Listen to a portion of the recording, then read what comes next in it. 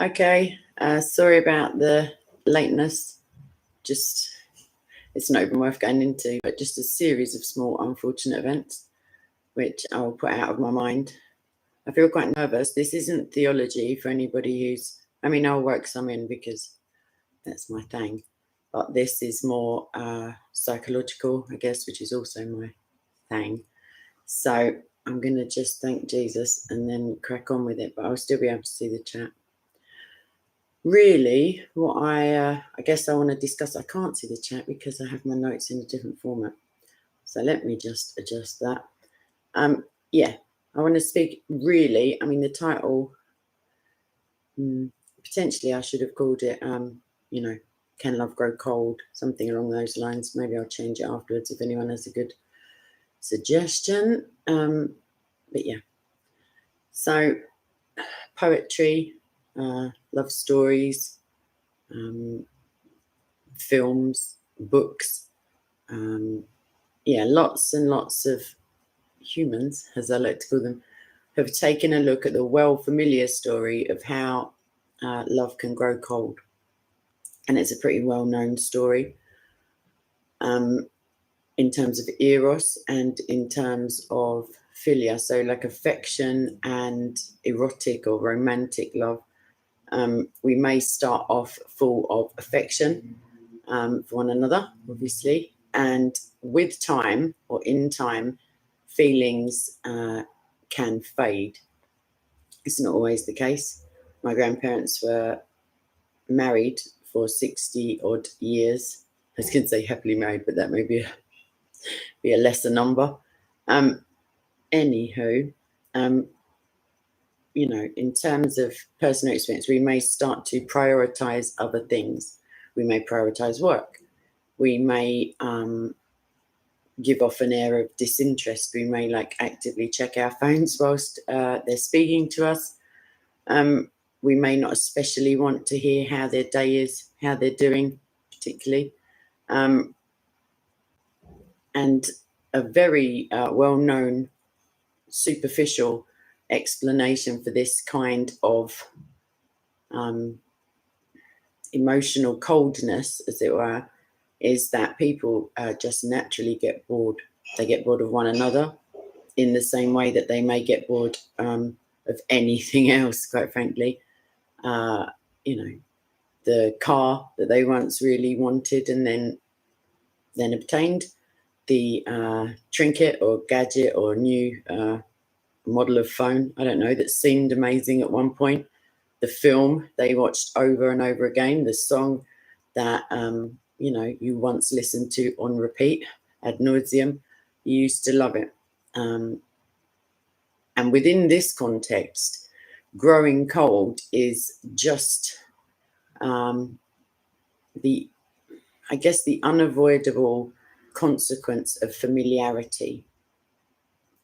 So familiarity breeds contempt also, we're told, and that's along the same vein, really.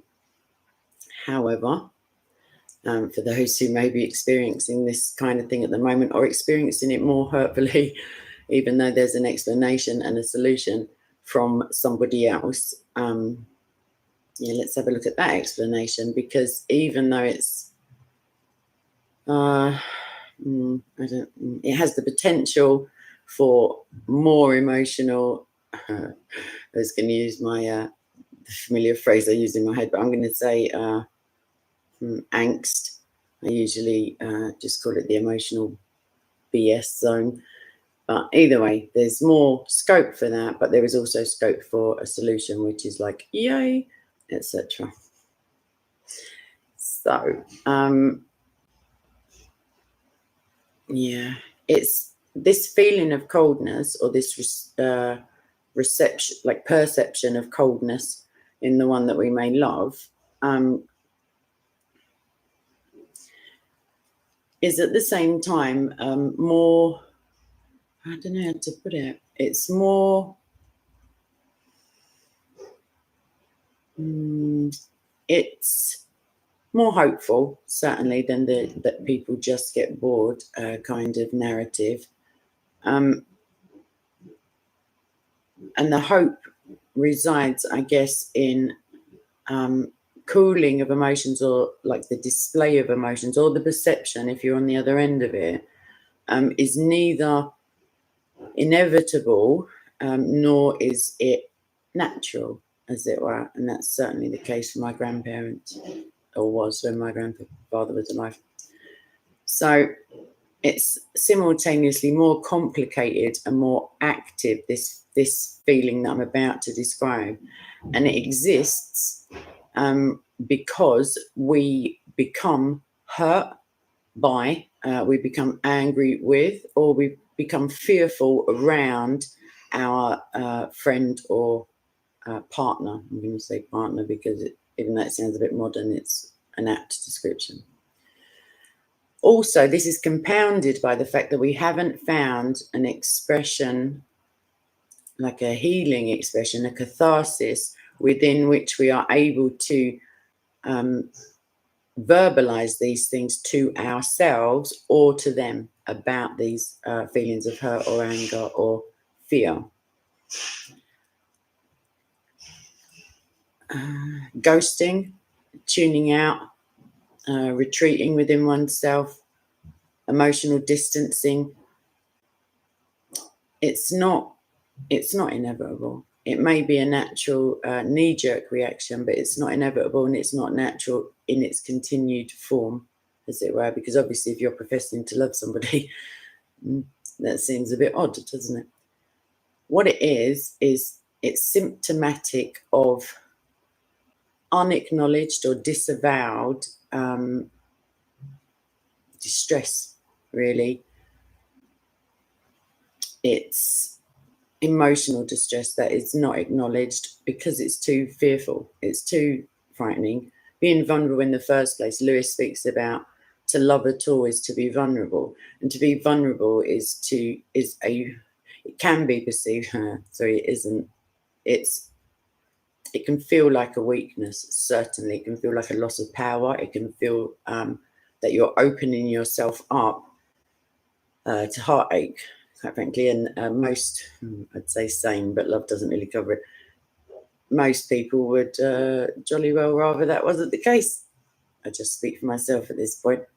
It is a way of coping, though. It's not a brilliant one, but it is a coping mechanism. It's a defense mechanism, and we may experience internal numbness as opposed to boredom, which was the first kind of narrative, as opposed to,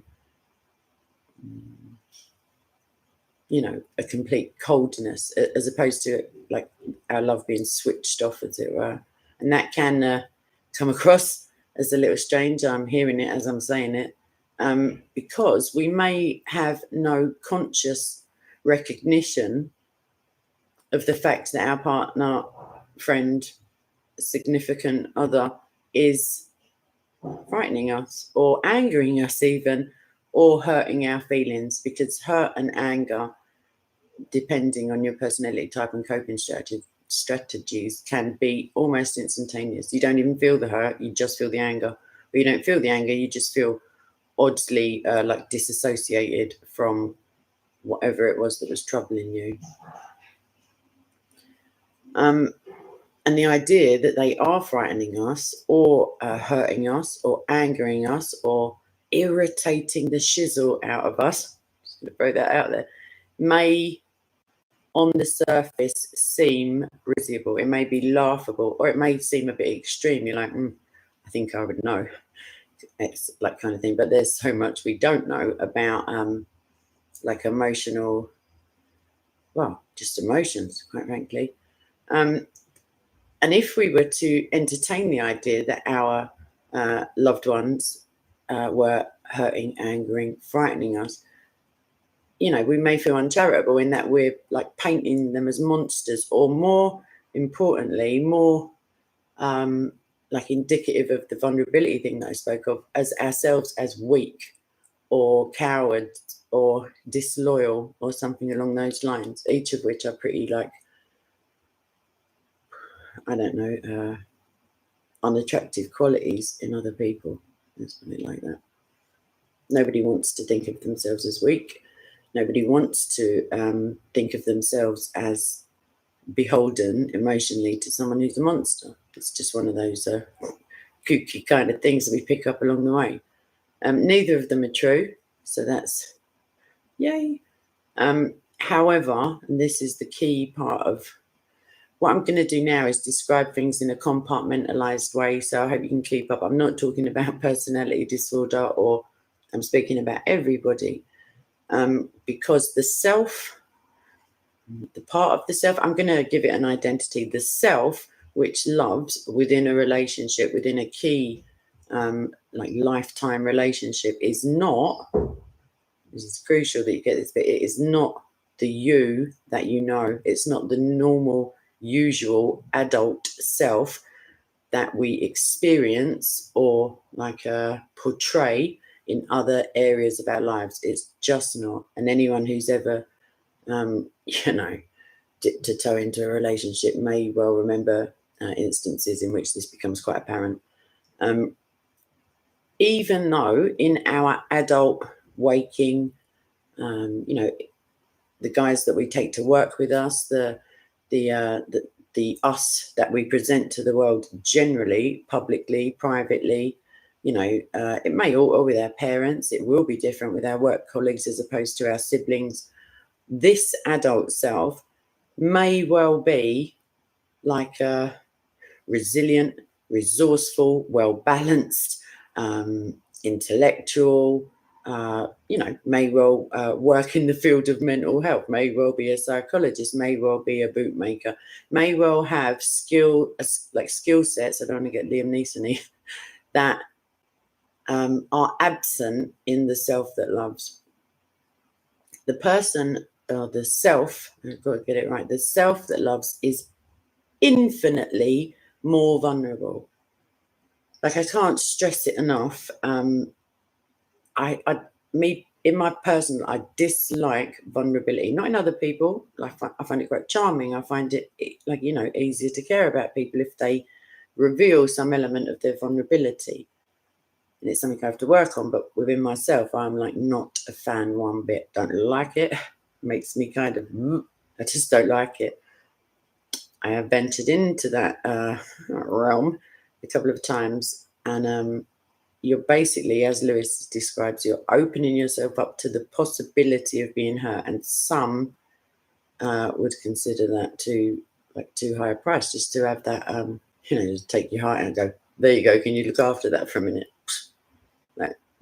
Anywho, infinitely more vulnerable. I mean, your adult self may be pretty vulnerable, but we're talking about a different layer. And the reason for this, we can imagine this self as a much younger, smaller, more defenseless, guileless version of ourselves that lives within our head, which speaks with our voice when it's not wailing, and is not much savvier, worldly wise, tougher,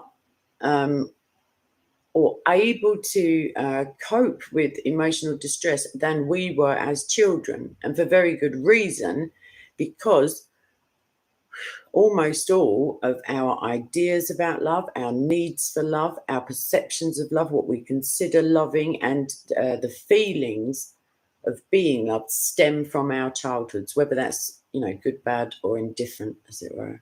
These are when they are formed, and these schemas, these modes of perception that dwell with the self who is vulnerable and does the loving, as it were.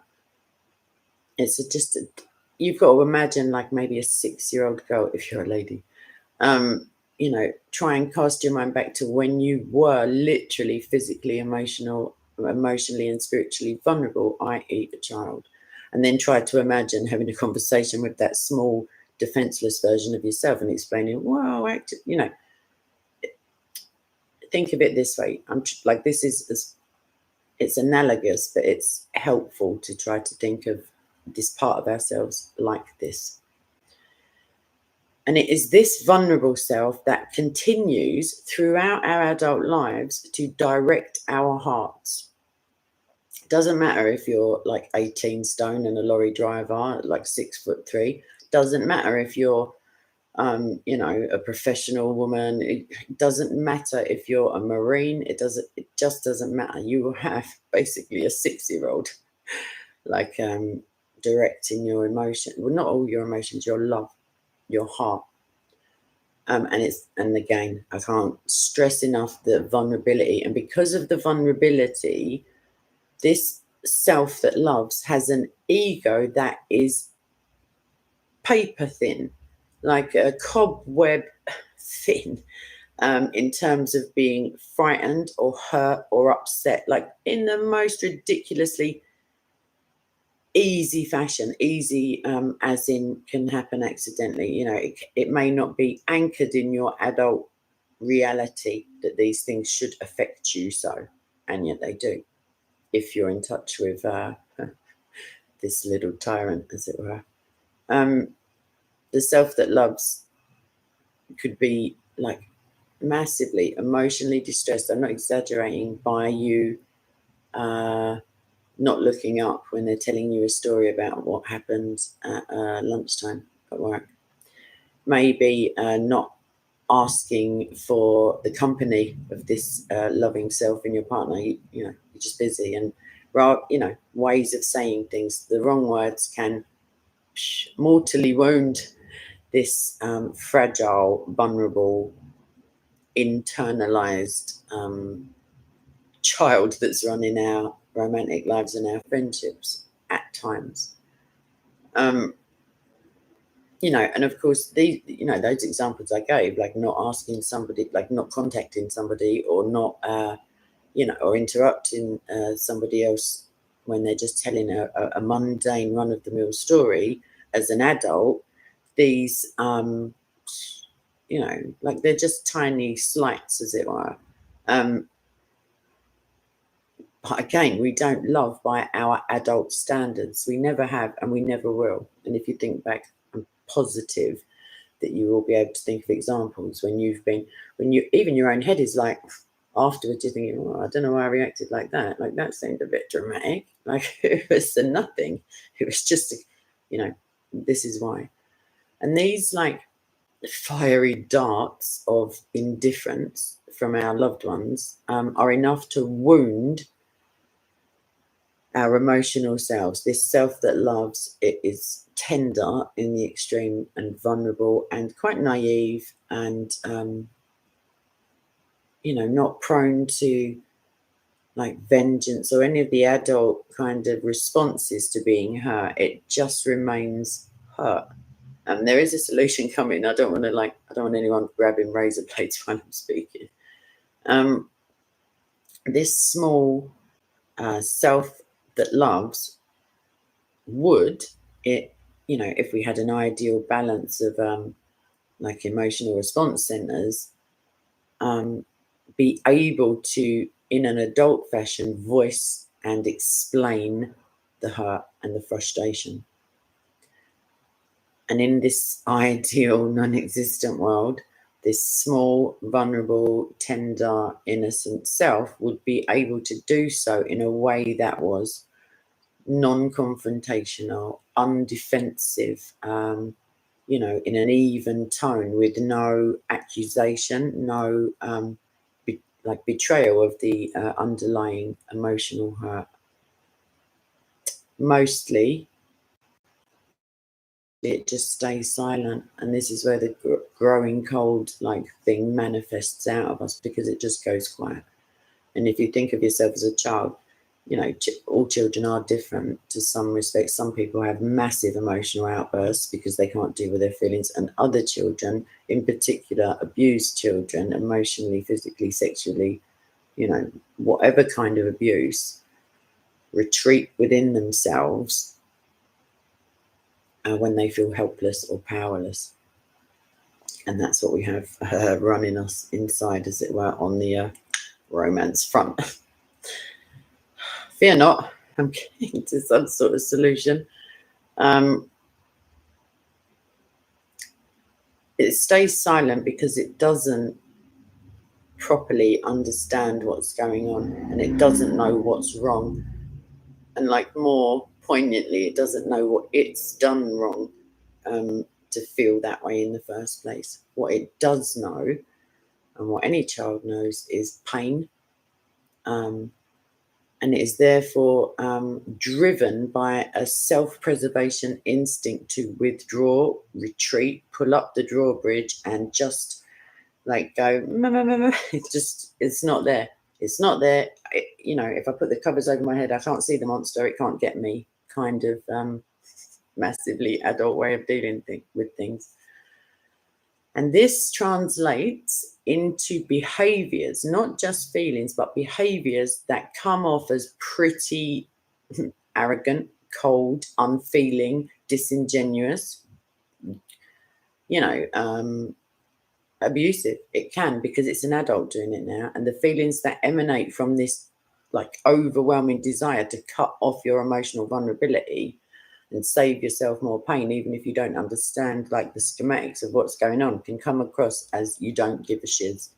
Like, and that can, as you can imagine, if you think of the person you love most, and they just have a personality transplant, you're going to be pretty nonplussed, I reckon, is just jumping off point.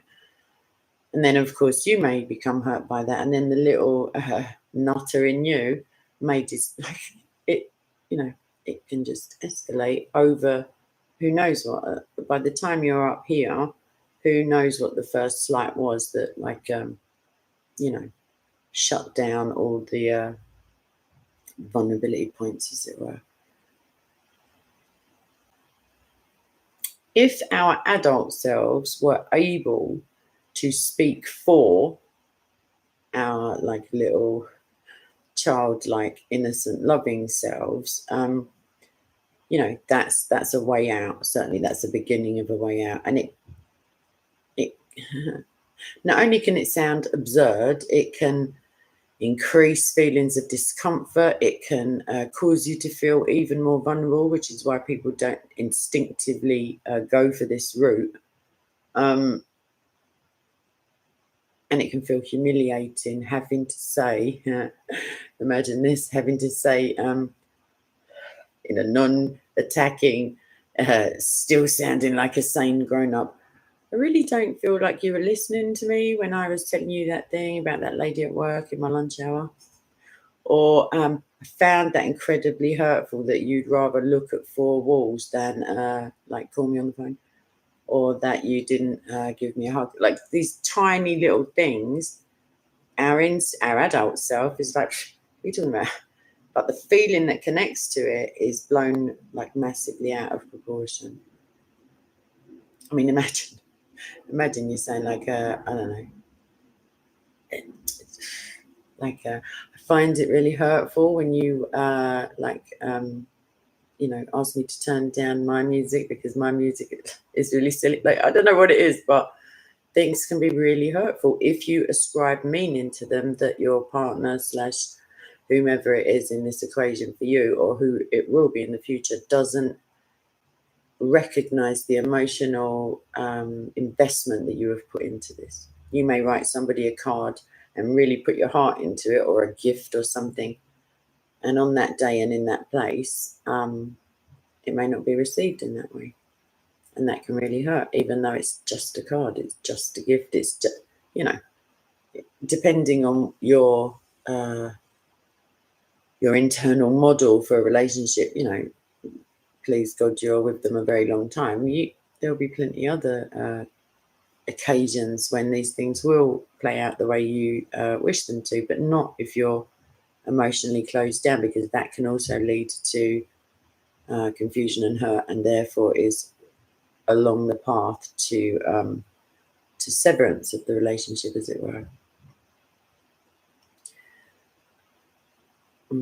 The parts of us, there are other parts as well. It's a committee basically going on inside you. The other parts of us that make us vulnerable, that feed the small, vulnerable, tender, innocent self which loves within us, do not obey the ordinary adult socially acceptable rules. That's the best way I could put it.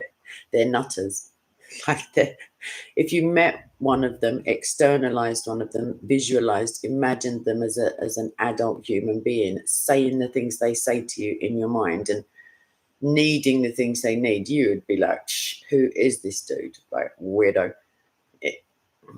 But when it's you, it's very different. And that's why it's like always a positive thing to have, to try to remain empathetic with those that you love and try and put yourself in their shoes. And sometimes people massively overreact. I say overreact because you don't see it coming.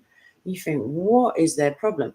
If if you stop to imagine how you would feel, or how this self inside you would feel if you, if the roles were reversed and they had said some of the things to you that you'd said to them, you will always justify yourself. You will say, well, I was really tired that day. I was quite hungry that day. I'd had all this stuff at work going on. And don't they just realise that yada, yada? Well, no, if you don't tell them, nope, they don't realise.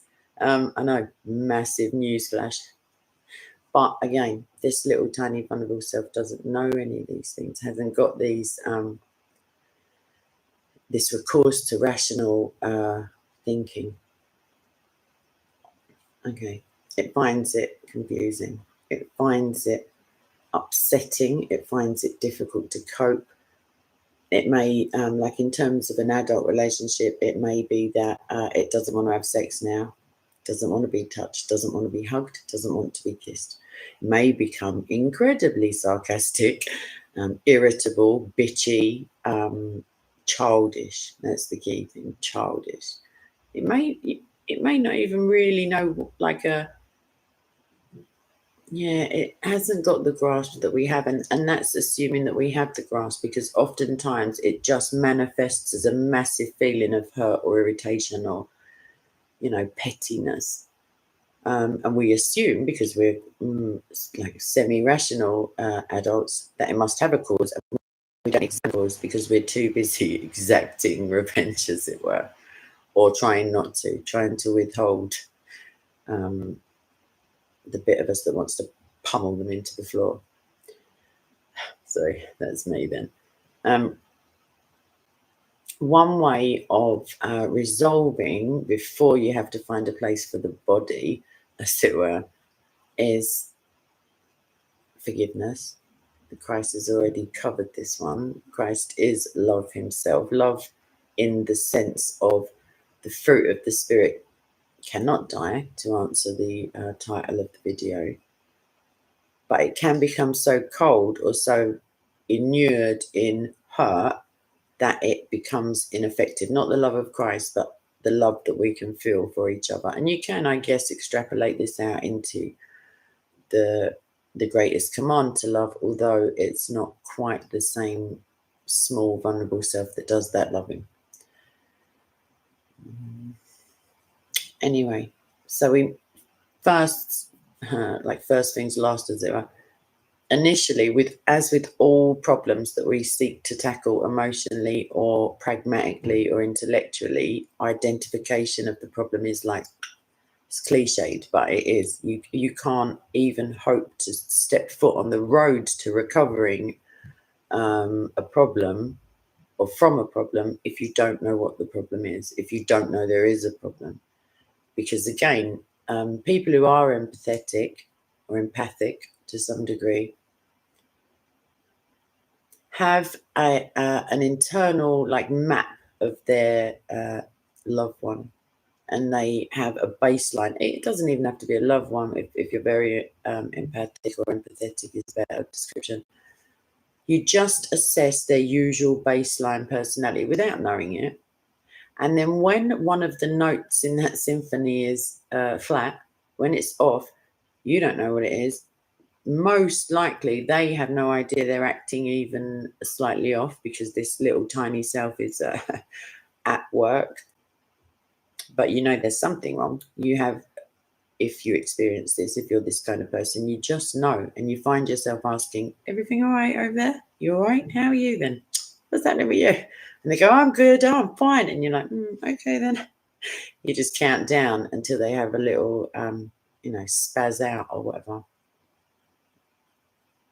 And then that can cause you to feel hurt. And then your little tiny hostage taking, vulnerable, loving self can start to shut down as well. Or what, like more commonly, drown you in second guessing and what ifs. And this is the thing, when you're a child, like an actual child, children don't feign, like they don't do the I'm all right, Jack thing, usually.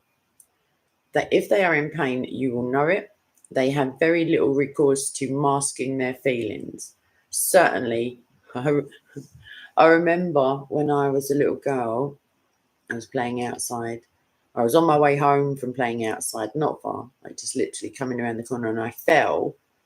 And you know, when you're a kid, you just seem to like just mash up the skin on your knees. It just vanishes. You're looking at an open wound, like bits of grit in it from the floor. And I remember I started crying. And then I remember, this is so bizarre, I'll never forget it. I remember looking around, like assessing the situation, thinking there's no one here to see me crying. And then I just switched off, I just switched it off, just stopped crying. It just seemed like not overly dramatic. It just seemed like, oh, this isn't going to get me anywhere. I better get up and like actually walk home.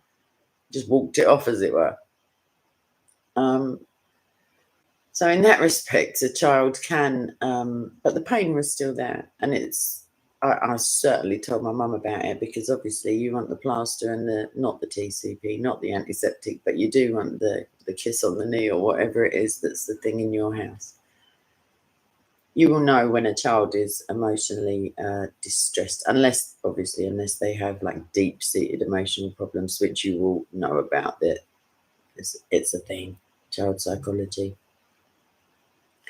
If the adult if the adult passenger in this madness can communicate directly with the adult passenger in the other person, and in the spirit of forgiveness, even though they may very well, and you think, well, I haven't done anything, and they're like, neither have I.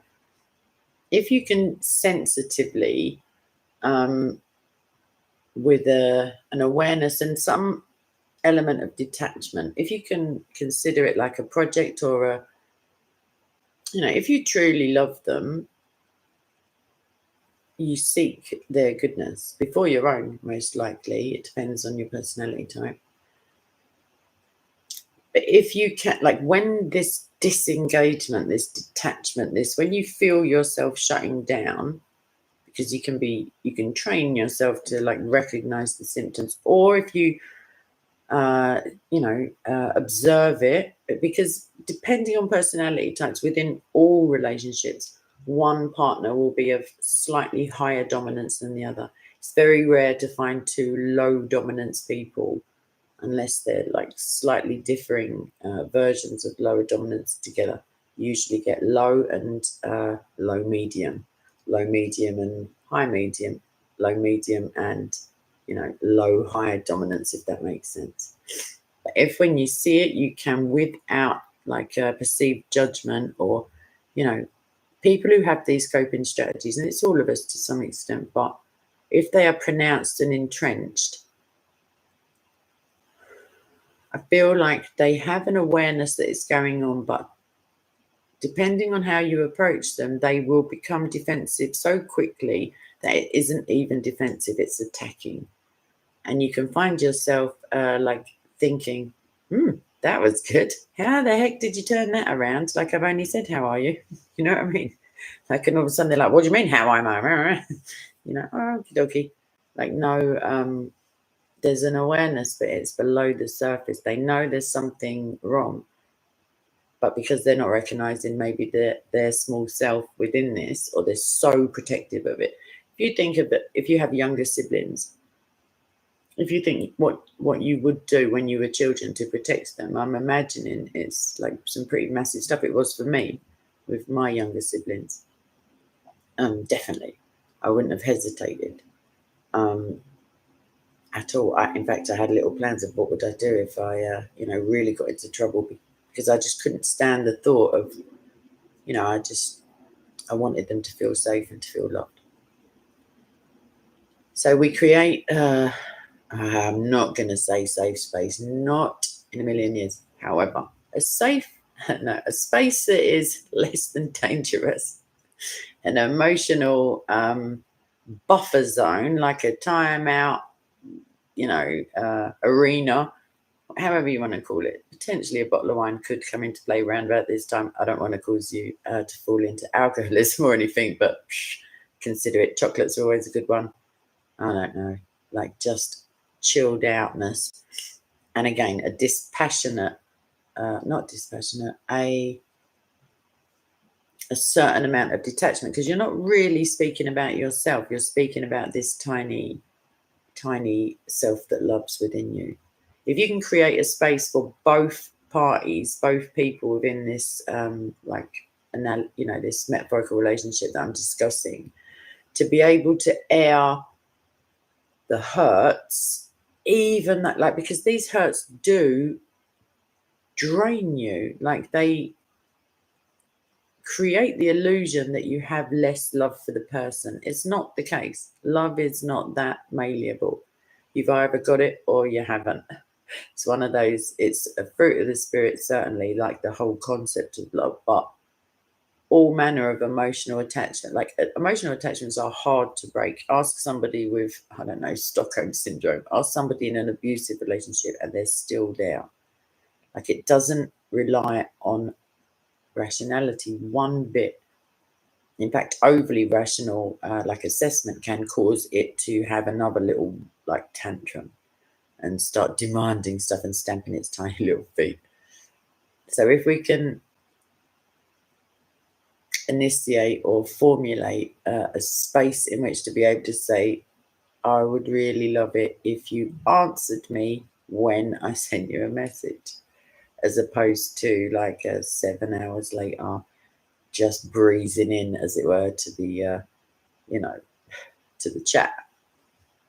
It sounds silly, but if it's the thing that's hurting you, why wouldn't you say it? Why wouldn't you seek to resolve it? Because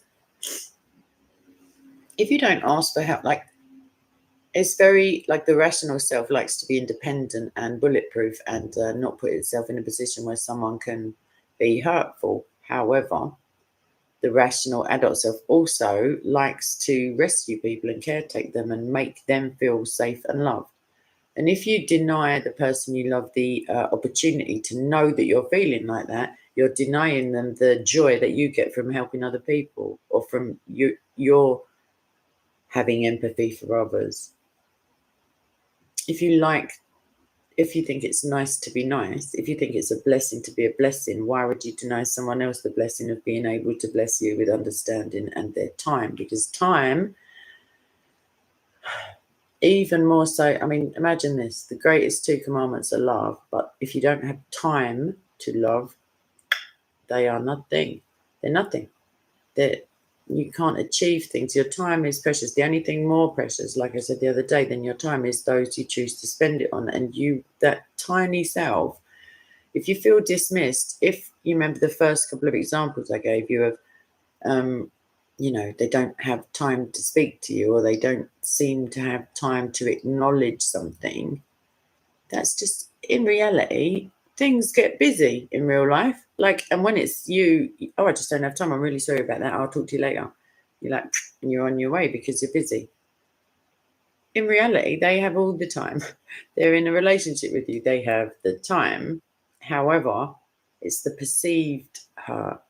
It's the, if again, I said this today in the community tab, if you observe somebody without them knowing necessarily, I don't mean in a stalkery way, where people spend their time or what they spend or who they spend their time on will betray their where their heart lies. Like that's it. If you spend a lot of time on the persecuted church, you have an affinity and a love for the persecuted church. It's just like, hello, it's one of those things. And again, these issues may seem childish to our adult selves. They may seem imagined. They may seem like the ramblings of a lunatic, a bit touchy. If you're a woman, it may be, how do I put this politely? It may be based on a monthly cycle like definitely get the chocolate in, girls. But it may not be. And the thing is with that monthly thing is that I often find, in the light of the burning bridges and the relationships I've just drawn down, that I may then go to a washroom somewhere and be like, oh, I wonder if I know CPR. I wonder if I should not try and resuscitate them now, because it turns out I didn't have any righteous indignation to stand on. It was hormonal. Gentlemen, at this point, what I feel my civic duty to tell you the exit strategy, as it were, the protection arrangement. You stop, drop, and roll whilst throwing chocolate in the other direction. You're welcome. Okay, potentially flowers. I don't know. Little heart at the end of a message. You know the coup, boys. Yeah. So if we judge these things by the jolly, sensible adult, I'm like kind of tough and you better get out of my way standards that we employ for the rest of our lives, we may think we've gone mental. However, this isn't the rest of our lives that we're talking about in terms of other areas of our lives. This is when we go cold ourselves, or when our love, as in loved one, goes cold. The blessing is, or the reassurance is, because this can trigger like reassurance seeking that can then induce vulnerability in others. It just goes on ad nauseum, but it doesn't mean that we have lost interest in them, or in the love that we share, or the relationship, or the the blessings that may come out of that. Just keep Jesus in the middle. Sorry, I sound like a bit of a nutter. We may just need a cuddle. I don't know. We may just need time to imagine to ourselves, or contemplate the fact that we're actually just rather hurt and potentially furious with them, with the situation, with life, the way things are being handled, the fact that we've only just realized this stuff, the way that we've been tricked by ourselves again. And like I say, if we're able to put these critical self-analyses and like assessments of their behavior in a tender and loving way, and a calm, non-weapon, no violence kind of arena, we can then purge those feelings, and I hate to say it, we can start it all over again tomorrow. Like, yay. No, I'm joking. We can purge them. We can air them. We can take the power from this little vulnerable self that loves and bring it out into the light of the adult version of you that has had time to know what it is to be hurt, and to know what it is to hurt others, and to, like, please God, if you've got Jesus, have an aversion to doing that again. And that's without the risk of humiliation, of course, because that again can feed into the coldness, or perceived coldness. I'm glad I've got that off my chest. Yeah, so it's not really theology one bit, but I do like a bit of psychology as well. So I'm back. I should get the live chat on instead of the top chat. I think it's pretty much the same thing sometimes, until I click on the other one and I go, oh, it's loads. Chris Mack, only if you don't value your appendages or life. You could say, calm down, you're a nutter. Something like that. Or breathe. That's my favourite one when I'm angry. Or love it when people tell me to breathe. I have a set answer for them, which I couldn't possibly repeat at the moment. That's all right, Martin. Anytime, kid. Anytime. I like to imagine people, like some edification, some tiny little act of kindness that can now, from anything that the person you were thinking of when I was speaking, the situations that were brought to mind, like some small act of kindness can now like sail forth from you to them, and just incrementally we'll just make the world a better place, because why not I should say it and have all the fun. Let me just read this. Sorry. That's lovely, Baz. I mean, it's horrific subject matter, as it were, but yeah, I like that. I like that very much. Could you post that in the real comment section, as in the one like down there? That would be lovely. Thanks very much. Lots of cheers. Any thoughts? Any? Don't know. You don't have to. Honestly, you really don't have to. But you can, if you like. And I realise there's a delay, so my little self that loves will not feel one bit hurt while I sit here talking ostensibly to myself. Except if I just thought, I think it's a quote. Oh, I thought, I don't know. Anywho, little update. See, I need to request some prayers, but because they're not for me, I don't want to give the names of the people because, you know, I have two people that I know who, one of whom is certainly does not have many days left to live. The other is in a coma, and ostensibly their organs are like well on the way to failing. So yeah, they prayer could not like hurt this situation one bit. So yeah, if you wouldn't mind, God knows who I mean. So like it's, you know, if you don't mind, that would be like really appreciated a lot. Because even though the prayers of the righteous avail greatly, or whatever the quote, like the verse is, imagine how much the prayers of two righteous or three people who are partly righteous. You know what I mean? What's the harm? It can't hurt. It's nice to be nice. Thank you, Jordan. Appreciate it. Love you. I did. Yeah, I did. I do have a website that I was tinkering with. Somebody else, a little love who I know helped me to do that. And in my mind, I envisioned it as a place where prayer requests, etc., could be put. So I may go back to pretending that I'm tech savvy. It was all right. I managed to put in some hyperlinks and different pages and I don't know, shiz stuff. So yeah, if someone reminds me in about 6 months, I've got uni starting again tomorrow. Just letting you know, so you may be seeing a slightly more stressed version of moi.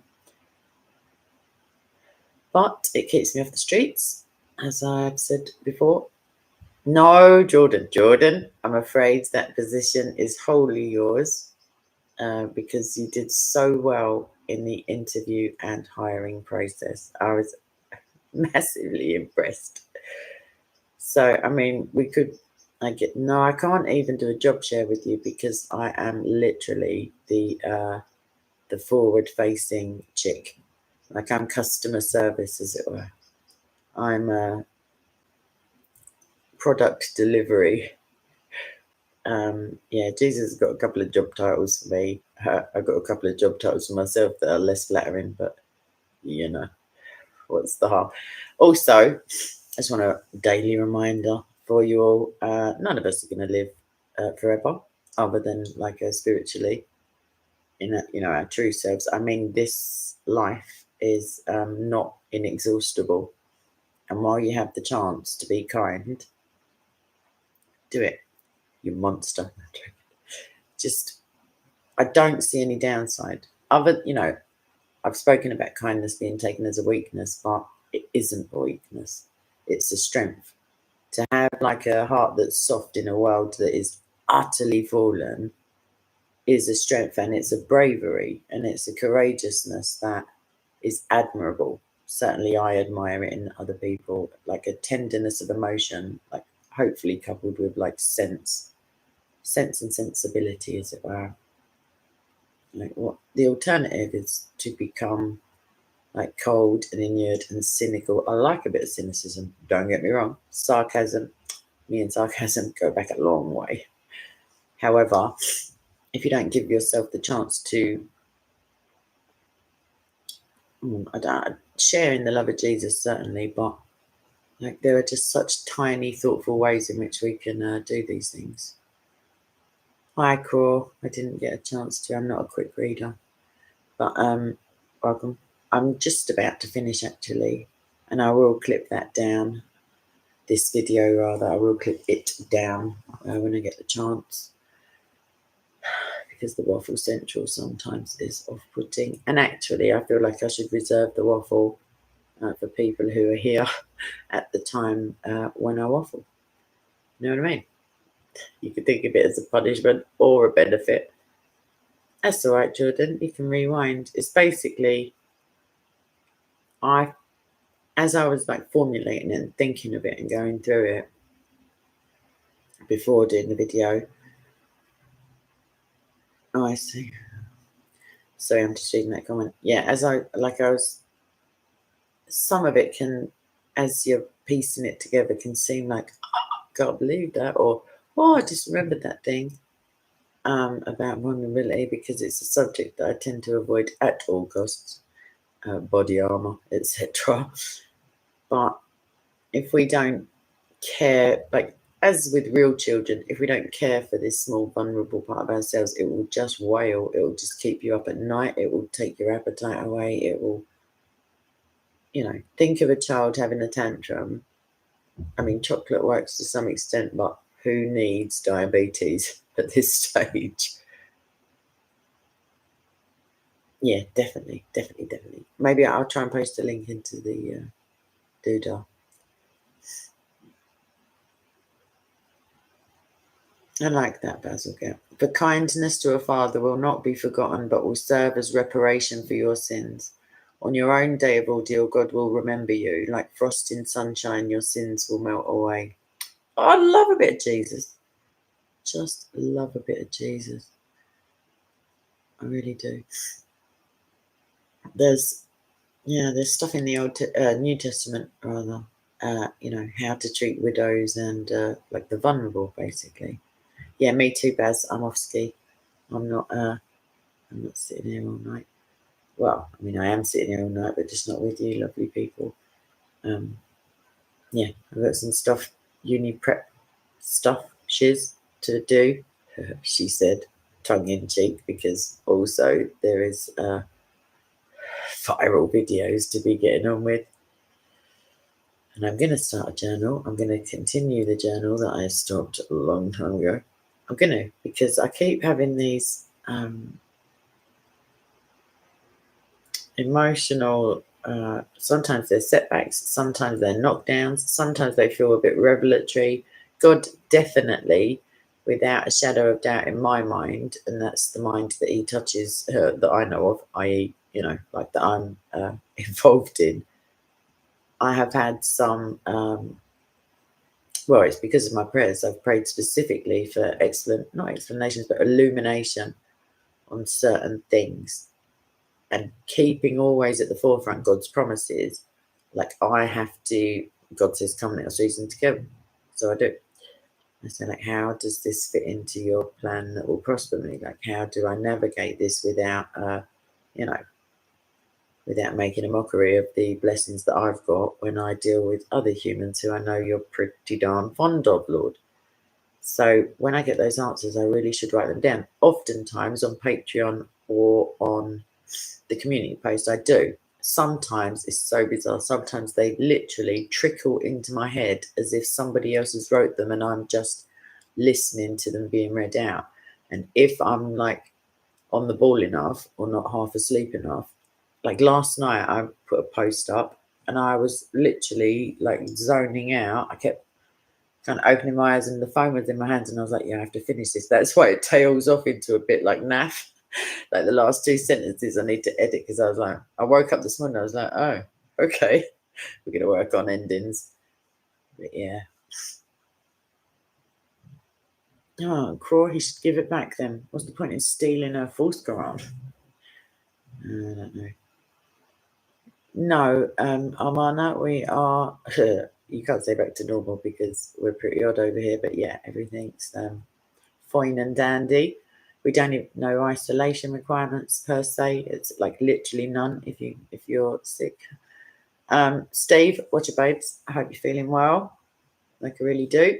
You were missed at the weekend.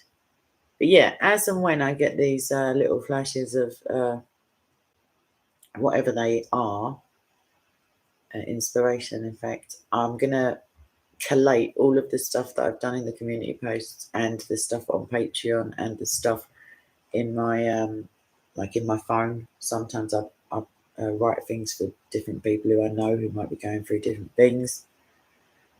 Yeah, and I feel like I'm going to get them all together and drop them on you. Just like savage, just boom, have a bit of that. Have a bit of emotional growth. God, how dare you? That kind of shit.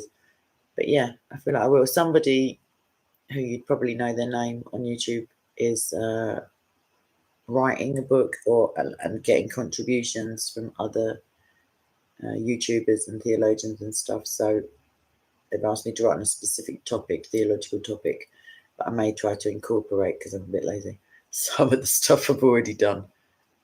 Maybe like one of my uni assignments. So what else is new in Kville? I want to get out of this country. I know other people love this country. I do love this country, but I'll tell you when I love it more, when I'm coming home again. When I've had a really nice time. As I get over British airspace, I get so excited. Like I really am like a bit of a nutter. I'm like, it's my England. I can see it from the window. Like I get really happy. And unfortunately, last time I came home, I got the squeak as I came down the back path and saw my home. I had the squeaky moment, literally out loud, and then had some family issues to try to help with, like to do my part in, which kind of took the dairy off, took the shine off of being home, but was a blessing that I was home, in order to be able to help. So that is the Romans 8:28 of that.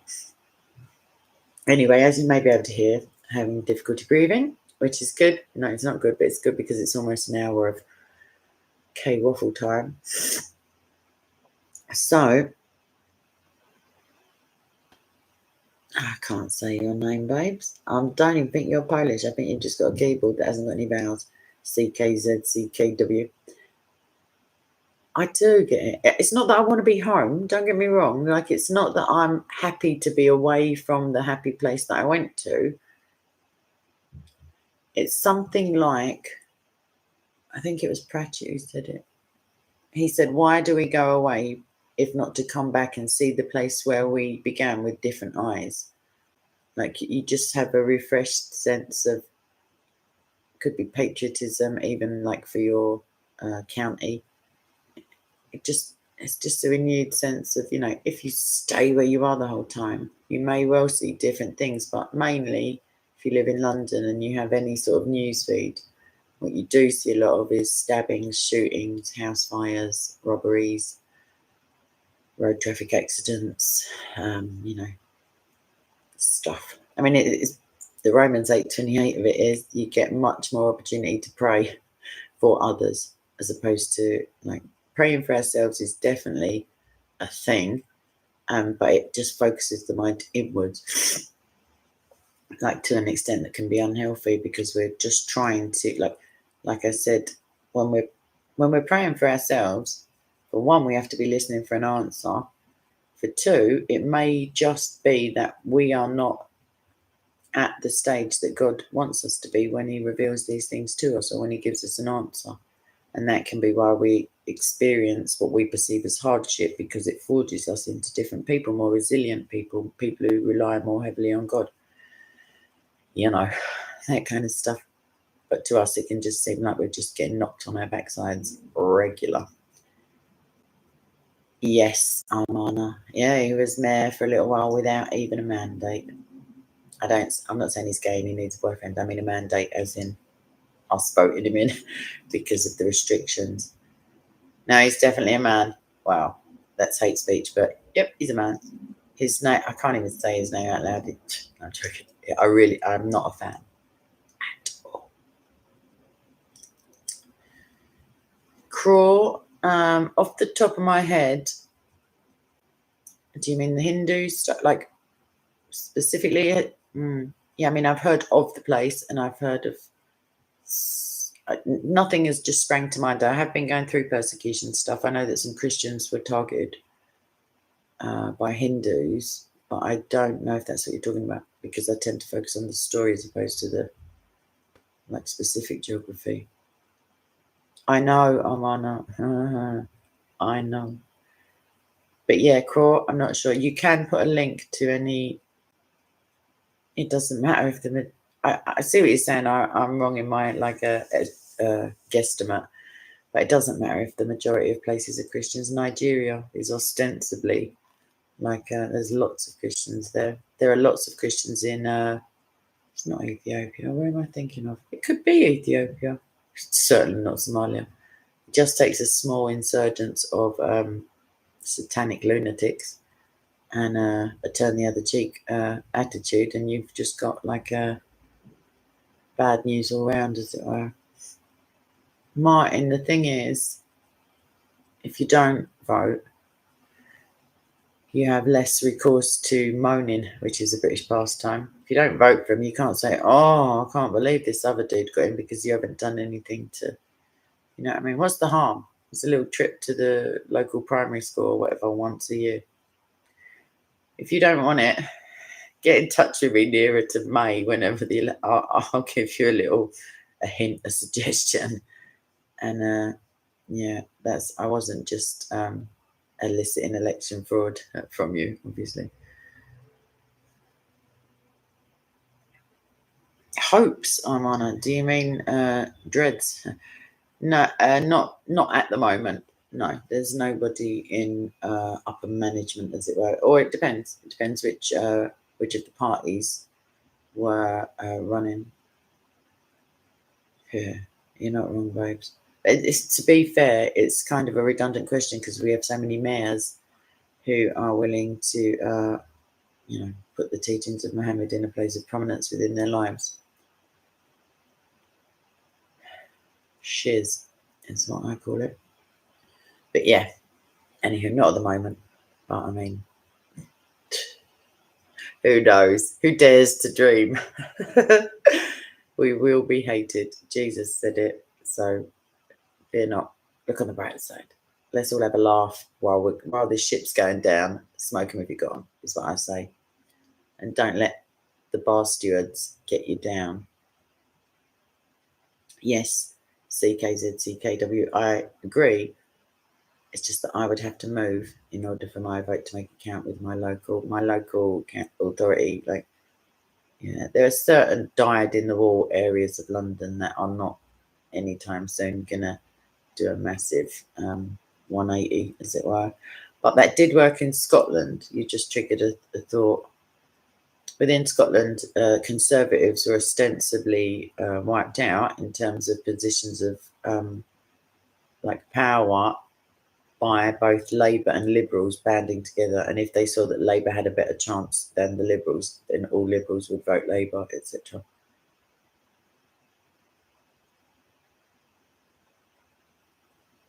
Ivan is sorry.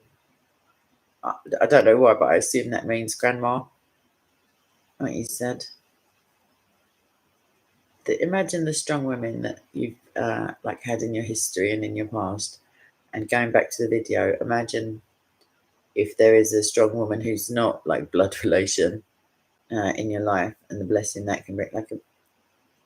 I often think my grandmother is the strongest woman I've ever met. Like I couldn't hope to be like half the woman that she is still, or certainly that she was.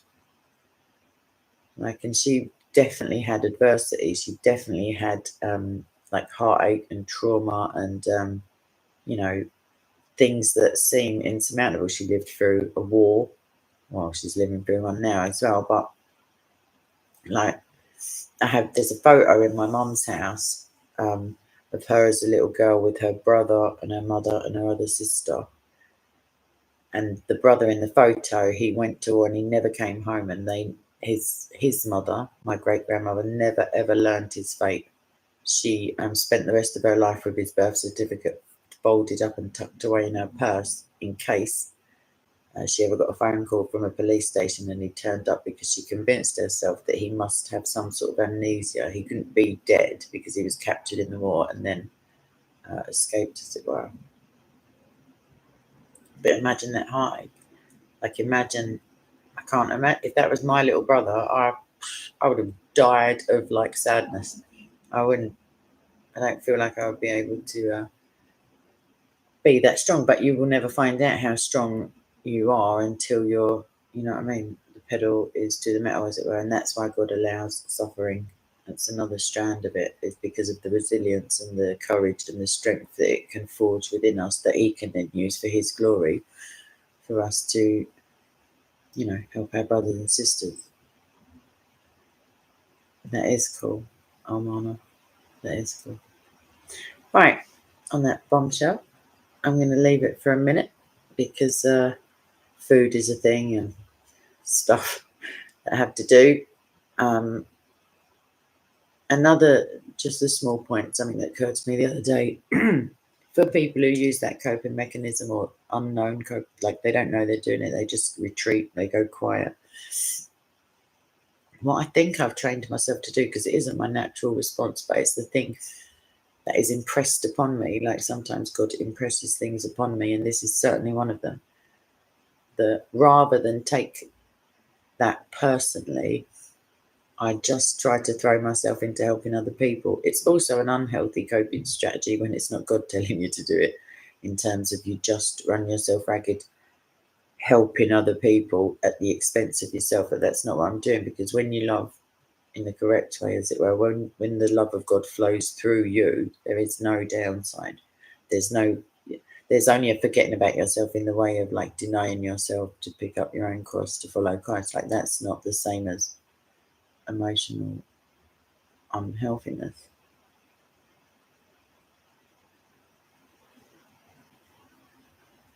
Ivan, yeah, no. I just read your second comment. My darling, I literally studied critical reasoning and logic at quite a high level. It's not that this is the thing. I know potentially you didn't see the beginning,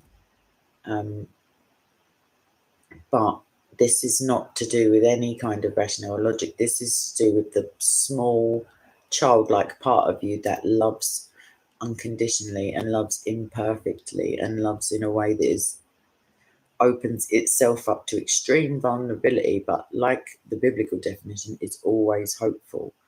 Like it doesn't keep a record of wrongs, but whilst the wrong is going on, it will be driving you mental. Just the feeling of hurt and stuff. So yeah, it's nothing. It's not about the inability to rationalize emotions, because if you are solely logical, I mean, Data from Star Trek springs to mind. You know what I mean? Like you need a balance. Like men certainly have emotional depths that they are jolly good at hiding. The emotional range of a teaspoon is a favourite way of describing it for me.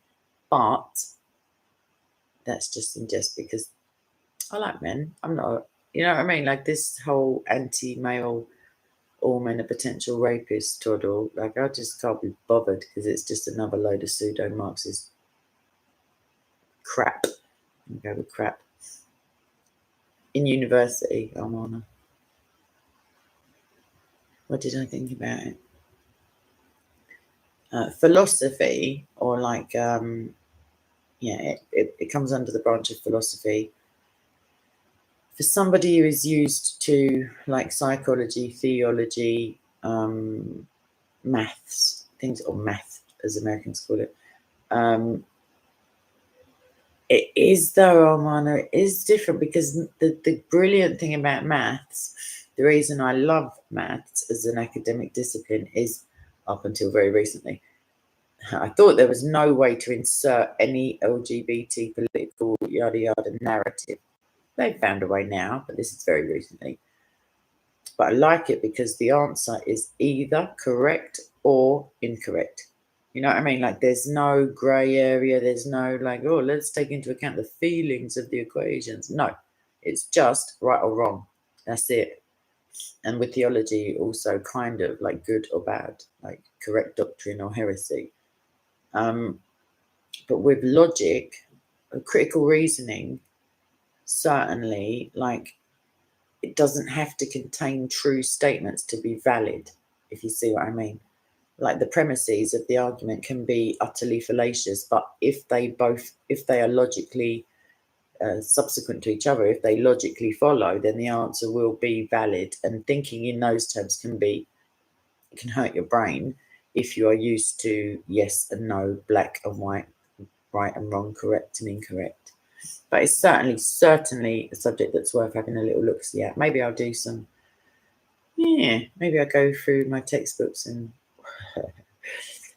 cause your brains to bleed a little bit, as it were. But yeah, okie dokie. On that bombshell, I've pressed the first button. I've done it now. I just did it. I just grit my teeth on the inside, as it were. I just did it. Ivan Mombeek. I did not know that. There's also a Barbie doll there's a pregnant Barbie. You can flip the belly around, as it were, on a swivel. Anywho, see you later, Amana. See you later, everybody else. Lots of love. God bless you and keep you forever and ever, etc. Let me, Martin, I'm going to echo that comment literally as soon as I press the second button. All right, keep it loving, keep it considerate, keep it real, keep it Jesus, and more importantly, not than keeping it Jesus, keep it funny, because I cannot be bothered with this. I got enough shiz going on, emotionally dramatic, emotional bullshit zone stuff. There you go. I gave it its proper name. Please, let's have a laugh. I just, honestly, I cannot cope with the amount of dramatics that goes on in my personal life sometimes. I'm just like, yo, hi, where's the comedy club? So yeah, I need to get back to laughing till I can't breathe, that kind of stuff. When your like side is hurting and you're just like, no, shut up, I can't take it no more, and then you carry on. I like that stuff. So yeah, let's all pray for each other. Let's all be nice. Let's just shove it to Satan and not buy into his whole nonsense crap that is devoid of love and fear-based. Let's cast out fear perfectly with perfect love, i.e. Jesus. You heard it here first. Let's just do it. Right, I'm pressing the button. I'll see you later. Lots of love. Ciao.